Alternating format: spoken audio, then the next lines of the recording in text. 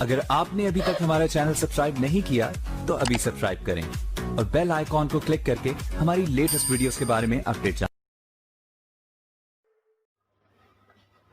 तो चलिए आज हम लोग प्रश्नावली 1.2 कक्षा 9 की गणित सब्जेक्ट का प्रश्नावली 1.2 का वीडियो देखेंगे, जिस चैप्टर का नाम है अपरिमेय संख्या। अब देखिए आपकी अपरिमेय संख्या क्या होती है। जैसा कि नाम से स्पष्ट है, अपरिमेय संख्या वे संख्या जो परिमेय संख्या न हो। परिमेय संख्या क्या होता है, तो आपको पिछले वीडियो में बताए थे हम कि वे संख्याएं जिन्हें हम p/q के रूप में लिख सकते हैं उन्हें हम परिमेय संख्या कहते हैं। अपरिमेय संख्या क्या होगा कि वे संख्याएं जिन्हें हम p/q के रूप में न लिख सकते हैं या उन्हें नहीं लिख सकते हैं उनको हम अपरिमेय संख्या कहते हैं।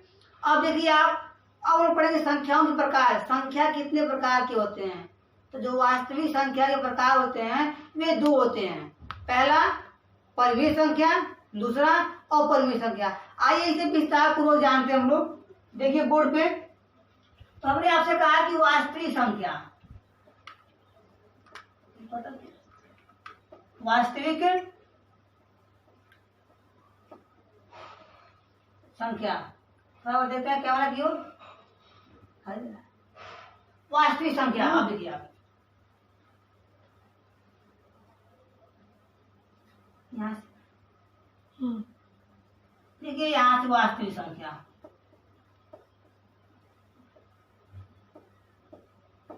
वास्तविक संख्या हमने क्या कहा कि ये दो प्रकार के होते हैं। पहला परिमेय, सेकेंड क्या होता है और परिमेय संख्या। अब यहाँ देखिए आप आपके सामने में दिया कि परिमेय संख्या। परिमेय संख्या क्या होती है, वे संख्या है जो p/q के रूप में लिख सकते हो, जैसे कि -1/5, 2/3, 0 हो सकता है, 1/3 हो सकता है, 2 हो सकता है, 5, ऐसे कई संख्या होती हैं परिमेय संख्या कहलाएंगी। यहाँ देखिए अपरिमेय संख्या है, कौड़ी में 2, कौड़ी में 5, कौड़ी में 11, पाई और अन्य संख्याएं क्या होती है अपरिमेय संख्या कहलाएंगी। अब यहाँ देखिए परिमेय संख्याओं में आप क्या दिख रहे हैं कि -1/2, 2/3, 1/3, ये संख्या क्या है, ये संख्या भिन्न संख्या होंगी, इनको तो भिन्न कहा जाएगा। ये 0, 2, 5 जो संख्या दिखाई दे रही है इनको हम क्या कहेंगे, ये संख्या कौन सी संख्या होती है, बताइए आप। इनको हम लोग क्या कह सकते हैं, इन्हें हम पूर्ण संख्याएं कहते हैं। 0 से लेके अनंत तक की सभी संख्या को हम पूर्ण संख्या कहते हैं। तो यहाँ से परिमेय के में दो भाग प्राप्त होंगे। पहला पूर्ण संख्याएं, सरल बोलेंगे आप क्या कहेंगे, भिन्न संख्याएं कहा जाएंगी, या इन्हें पूर्ण संख्याएं कहा जाए, या माइनस भी हो सकते हैं, -2 भी कर सकते हैं। वे क्या है, आपको परिमेय संख्या ही है, पूर्ण संख्याएं, या इनको पूर्णांक भी कहते हैं, पूर्णांक संख्या और भिन्न संख्या। अब देखिए पूर्णांक संख्या क्या होती है, हमने कहा था उसके माइनस अनंत से लेके -0, -1, 0, 1, 2 ऐसे कहाँ तक अनंत तक की सभी संख्याएं क्या होती है, पूर्णांक संख्या कहलाती है।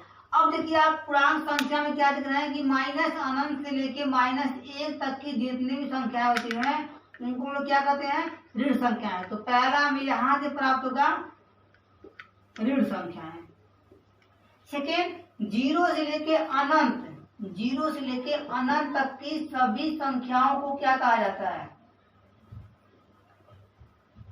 चाहिए 0 से लेके अनंत तक की सभी संख्याओं को क्या कहते हैं, पूर्ण संख्या कहा जाता है। अब यहाँ लिखिए ऋण संख्या उन्हें अलग कर दिया। पूर्ण संख्या में क्या रहा है, 0 से लेके अनंत तक की सभी संख्याएं। अगर हम यहाँ पे 0 को अलग कर दें और 1 से लेके अनंत तक की संख्या को अलग कर दें तो इसके भी तो दो भाग आ रहे हैं पूर्ण संख्या के। पहला 0 प्राप्त होगा, सेकेंड में क्या मिलेगा तो एक से लेके अनंत तक की सभी संख्याओं को हम लोग क्या कहते हैं, प्राकृत संख्या कहा जाता है।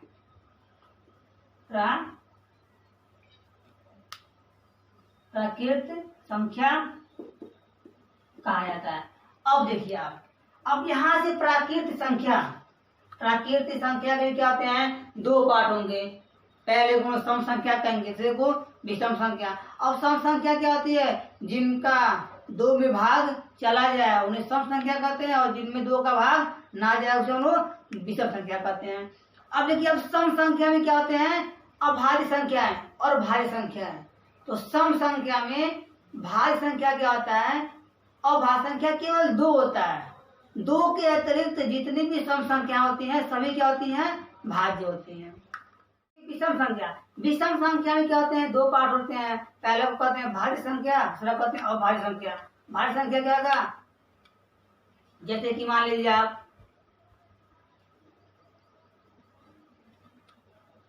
9 हो सकता है, 15 हो सकता है, 21। ये सभी संख्या क्या होती हैं, भाज्य संख्या होती है। तथा और शेष संख्या 1, 3, 5, 7, 11 और भी संख्या क्या होती है, अभाज्य संख्या होती है। तो यह था आपको कुछ नॉलेज संख्याओं के बारे में।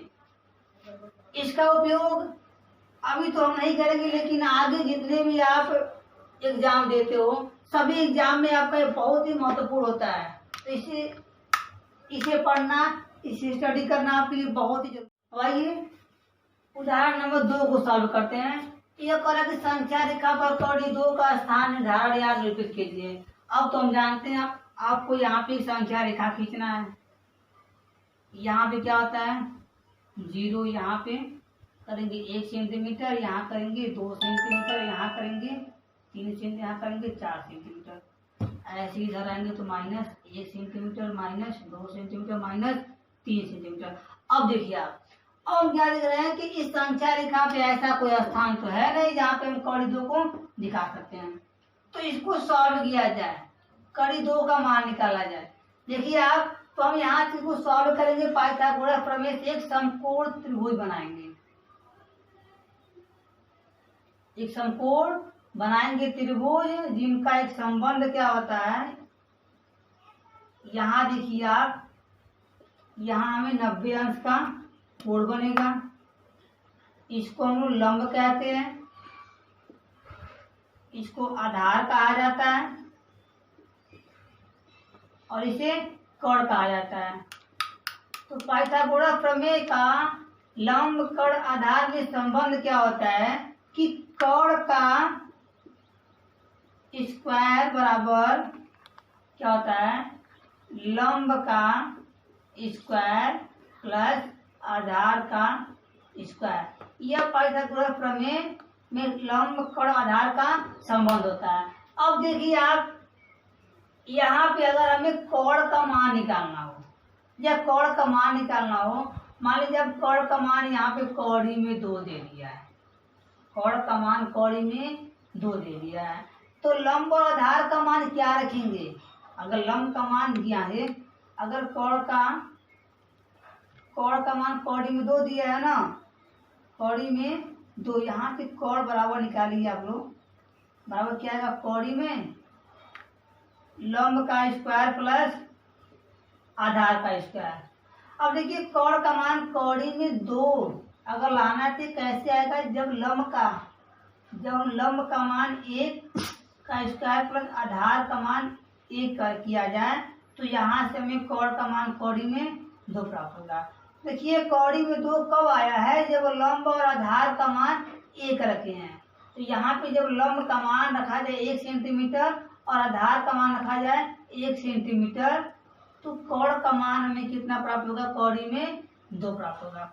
अब यहाँ से देखिए आप, अब हमें इसको दिखाना है, कौड़ी में 2 को संख्या रेखा पे निरूपित करना है। तो कैसे करेंगे, तो यहाँ से देखिए आप, पहले तो यहाँ एक लाइन खींचिए।